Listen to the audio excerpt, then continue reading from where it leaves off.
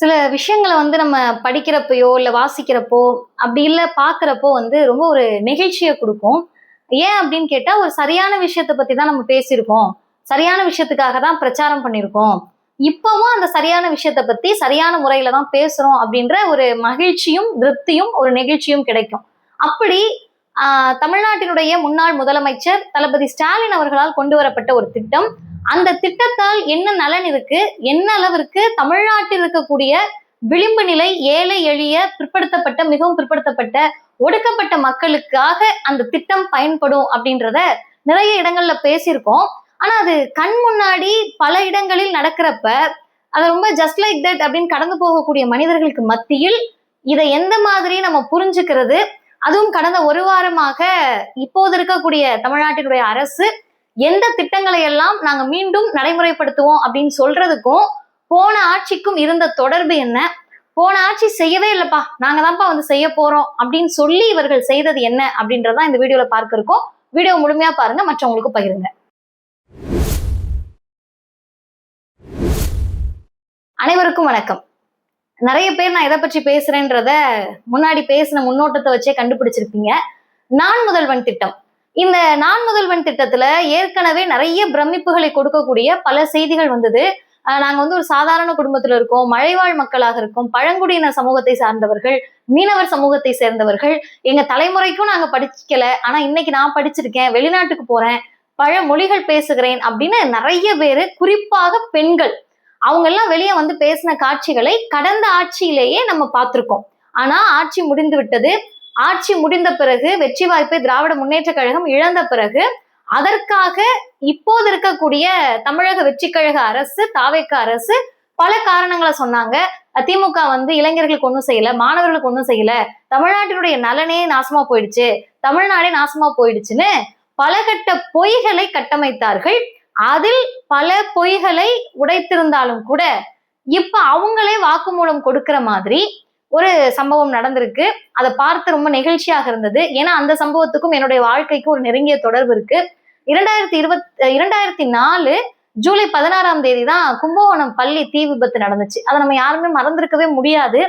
எனக்கு தெரிஞ்ச அப்போ வந்து நான் ஒரு 3rd ஸ்டாண்டர்ட் அந்த மாதிரி தான் படிச்சுட்டு இருந்தேன். ஒரு சின்ன பொண்ணு. அப்ப டிவியில பாக்குறப்போ அப்பா செய்திகள் பார்ப்பாங்க, அம்மா செய்தி பார்ப்பாங்க. இதெல்லாம் பார்த்து தெரியறப்போ குழந்தைங்க இறந்துட்டாங்க, 94 குழந்தைங்க இறந்துட்டாங்க, உடல் கருகி இறந்துட்டாங்க, எரிஞ்சிருச்சு, இதெல்லாம் வந்து அவங்க சொல்லி அந்த நம்ம வீடியோல அந்த டிவியில பார்த்தது இன்னுமே நமக்கு ஒரு மாதிரி அதிர்ச்சியை கொடுக்கக்கூடியது. ஏன் சரியாக அந்த நாள் அவ்வளவு அதிர்ச்சியா இருந்துச்சு, இன்ன வரைக்கும் நமக்கு அது ஞாபகம் வந்துகிட்டே இருக்கும். இன்னும் சொல்ல போனா கும்பகோணத்துக்கு இப்ப கூட்டம் பேச போனா கூட கும்பகோணத்துலதானே இந்த தீ விபத்து நடந்துச்சுன்றதெல்லாம் ஏன் ரிப்பீட்டடா ஞாபகம் வரும்னா, அதற்கு அடுத்த நாள் என்னுடைய பிறந்த நாள். அப்பவே சின்ன பிள்ளையா இருக்கிறப்ப நாளைக்கு எனக்கு பிறந்த நாள்லாம் வேண்டாம், இத்தனை குழந்தைங்க செத்துட்டாங்க அப்படின்னு குழந்தைங்க பேசிக்கும்ல, அந்த மாதிரி சொன்ன நினைவுகள்லாம் இன்னுமே எனக்கு இருக்கு. அப்ப இத்தனை குழந்தைகள் இறந்த அந்த சம்பவத்தில் இருந்து உங்களுக்குமே பல பேருக்கு அப்படிதான் இருக்கும். ஏன்னா அந்த செய்தியை கேட்டப்ப நீங்க எல்லாருமே விவரம் அறிந்தவர்களுக்கு இன்னும் அது பாதிப்பு கொடுத்துருக்கும். குழந்தைகளுக்கு அது வந்து வாழ்நாள் ஒரு டிராமாவா இருக்கும். ஐயோ எந்த ஸ்கூலை பார்த்தாலும், ஒரு கீத்து கொட்டகையில இருக்க எதை பார்த்தாலுமே அதுல இருந்து தப்பி வந்தவர்களுடைய வாழ்க்கை இன்னுமே கூட ரொம்ப வேதனை மிகுந்ததாக தான் இருக்கும். உளவியல் சிக்கல் கொடுக்கக்கூடியதாக தான் இருக்கும். அதுல இருந்து மீண்டு வந்த ஒருத்தவங்க இன்றைக்கு தமிழ்நாட்டில் குரூப் 1 எக்ஸாமை கிளியர் பண்ணி மாவட்ட துணை ஆட்சியர், டெபுட்டி கலெக்டர், சொல்றதுக்கே அவ்வளவு மகிழ்ச்சியாக இருக்குல்ல. அவங்க பேரு வந்து ஜெனிஃபர். அந்த மேம் வந்து ஒரு பேட்டியில சொல்றாங்க, எங்க வீட்டுல ரொம்ப எளிய குடும்பம் தான், கோச்சிங் சென்டர் போய் செலவு பண்ற அளவுக்கு எங்க கிட்ட பணம் இல்லை, ஃபர்ஸ்ட் ப்ரிலிம்ஸ்லாம் நானா தான் தயார் பண்ணேன், அதற்கு பிறகுதான் 2024 நான் முதல்வன் திட்டம் வந்தது, அதன் மூலமாக தங்கி அங்க படிச்சு அதுக்கு பிறகுதான் என்னால கிளியர் பண்ண முடிஞ்சிச்சு அப்படின்னு சொல்றாங்க. இது வந்து ஒரு செய்தி, மற்றவர்களுக்கு இது ஒரு செய்தி, ஓ நான் முதல்வன்ல படிச்சீங்க, அன்னைக்கு தீ விபத்துல இருந்து தப்பிச்சிங்களா அப்படின்றது. ஆனா அதை எதிர்கொண்டு அவர் சொல்றாரு, எந்த வீட்டுக்கு போனாலுமே அவங்க நண்பர்கள், அந்த குழந்தைகள் இருந்தாங்க இல்லையா, அவங்க இவங்களுடைய ஃப்ரெண்ட்ஸ் தானே, அவங்க வீட்டுக்கு போறப்பெல்லாம் இன்னைக்கு என் பிள்ளை இருந்திருந்தா உன் வயசுல தானே இருந்திருக்கும், இன்னைக்கு என் பிள்ளை இருந்திருந்தா உன்ன மாதிரி தானே இருந்திருக்கும்ன்றது அவங்களுக்கு வாழ்நாள் முழுவதும் அவங்களுடைய அந்த கவலையை, துக்கத்தை, பார்த்த அதிர்ச்சியை கடந்து வந்திருப்பாங்க இல்லையா, அதுல எல்லாம் மீண்டு வந்து நின்று இன்னைக்கு ஒரு வரலாறாக மாறி இருக்கிறார் தமிழ்நாட்டில் குரூப் 1 எக்ஸாம் கிளியர் பண்ணி மாவட்ட துணை ஆட்சியர். இந்த செய்தியை அவங்களே சொத்துக்கிறாங்க நான் முதல்வன்னு சொல்லி.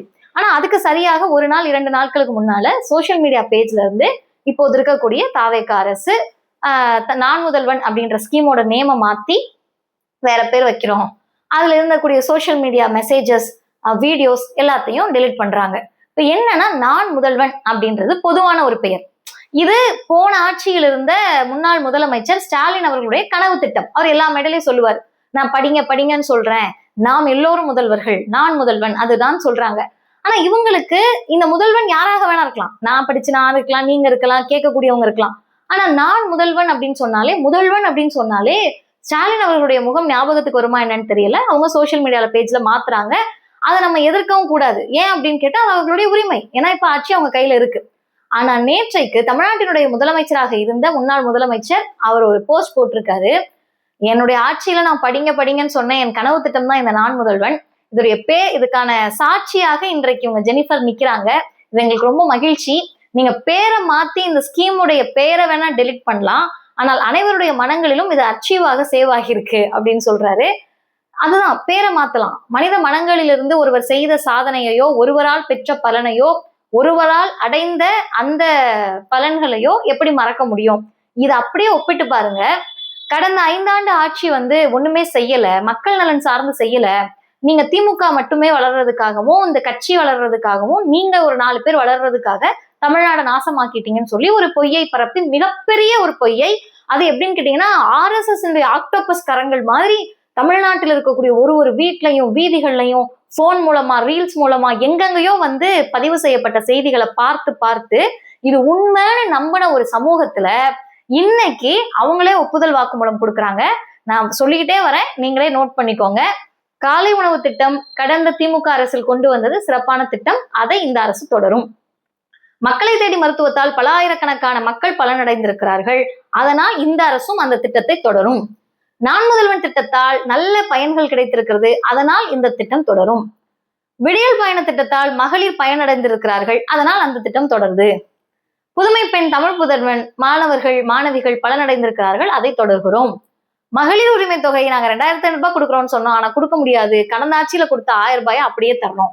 அப்ப இருக்கக்கூடிய எல்லா ஸ்கீம்ஸ், வந்த எல்லா திட்டங்கள், கொண்டு வந்த சட்ட திட்டங்கள் எல்லாமே சரியா இருக்கு. மாணவர்களுக்கு பயன் கொடுக்கறதா இருக்கு, இளைஞர்களுக்கு பலன் கொடுத்திருக்கு, மகளிருக்கானதாக இருக்கிறது, அதை நாங்கள் அப்படியே தொடர்கிறோம். இந்த காப்பி பேஸ்ட் பண்றதுக்கு ஏன் அத்தனை பொய்களை சொல்லி இருக்கீங்க அப்படின்றத இன்றைக்கு மக்கள் உணர ஆரம்பித்திருப்பார்கள். ஏன்னா நீங்க பெண்கள் பாதுகாப்பு இன்னைக்கு என்ன சொன்னாங்கன்னா, திமுக ஆட்சி நினைச்சா தடுத்திருக்கலாம், தடுக்க முடியல. இன்னைக்கு நாளொன்றும் நடக்குதே என்ன அப்படின்னு கேட்டோம்னா, இல்ல இதுக்கு தனி மனித ஒழுக்கம் இல்லையா? இப்ப நான் உங்ககிட்ட பார்க்கக்கூடியவங்கள்ட்ட கேட்கறது, இனிமேலும் பொய்கள் பரப்பப்படலாம், இதை விட மோசமான பொய்கள் வந்தடையலாம். ஆனால் கொஞ்சம் சீர்தூக்கி பார்க்கணும். ஒரு ஆட்சி அது உங்களுக்கு பிடித்ததாக இருக்கலாம், பிடிக்காததாக இருக்கலாம், உங்களுக்கு பிடிக்காத மனிதராக இருக்கலாம், யாராக இருந்தாலும். இப்ப சொல்ல போனா இன்றைக்கு தாவேக அரசு நிறைய பண்றாங்க அப்படின்னு சொன்னா, அதில் நல்லவைகளை ஏற்றுக்கொண்டு அல்லவைகளை வேண்டாம் அப்படின்னு ஒதுக்குறது தான் ஒரு பகுத்தறிவான உணர்வா இருக்க முடியும். ஆனா நீங்களே இவங்க கொண்டு வந்த எல்லா திட்டமும் சரியானது, வெள்ளை அறிக்கை விடுறப்ப சொல்றாங்க இவங்க கொண்டு வந்த ஒரு திட்டம் கூட மக்கள் நலனுக்கு எதிரானது இல்ல, பயன்படாத திட்டம் கிடையாது. அப்ப என்ன சொல்ல வரீங்க? நாங்க போய் தான் சொன்னோம்னு ஒத்துக்க வரீங்களா? இல்ல அதை ஒத்துக்க கூடிய அளவிற்கு உங்களுக்கு அந்த தார்மீக பொறுப்பேற்க தயாராக இருக்கீங்களா? செய்தியாளர்கள், ஊடகவியலாளர்கள், யாராவது உங்கள் அமைச்சர்கள் நாங்கள் இதை தொடர்கிறோம்னு சொல்றப்ப, அப்ப இதெல்லாம் முன்னாடி பலன் கொடுத்துச்சுன்னு ஒத்துக்கிறீங்களே, அப்புறம் ஏன் உங்க தலைவர் மேடையில் ஏறி அவ்வளவு பொய் பேசினார் அப்படின்னு கேட்க தயாரா இருக்காங்களா? கேட்டால் அவர்களிடத்திலிருந்து பதில் கிடைக்குமா? எது ஒன்றும் கிடைக்கலனாலுமே அவர்களுக்கு இன்னைக்கு இருக்கக்கூடிய அந்த ஊடக சொகுசு மிக பெரியது. பள்ளி கல்லூரிகள்ல போய் சினிமா பாடல்களுக்கு டான்ஸ் ஆடுறாங்க, அமைச்சர்கள் சினிமா பாட்டை போட்டுட்டு டான்ஸ் ஆடுறாங்க.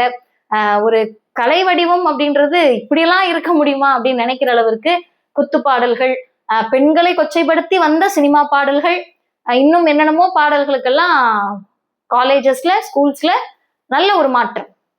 எந்த மாற்றங்கள் எல்லாம் வரணும்னு மக்கள் எதிர்பார்த்த மாற்றங்கள் எல்லாம் ஒருவேளை நடந்துகிட்டு இருக்கா என்னன்றது தெரியல. பள்ளி கல்லூரிகளில் குத்து பாடல்கள், சினிமா பாடல்கள் அமைச்சர் முன்னிலையில் ஒலிக்க தொடங்கி இருக்கிறது. நடக்கட்டும். நடப்பதை பார்த்து இதற்கு முன்னால் நடந்ததையும் சேர்த்து சிந்திப்போம். நன்றி.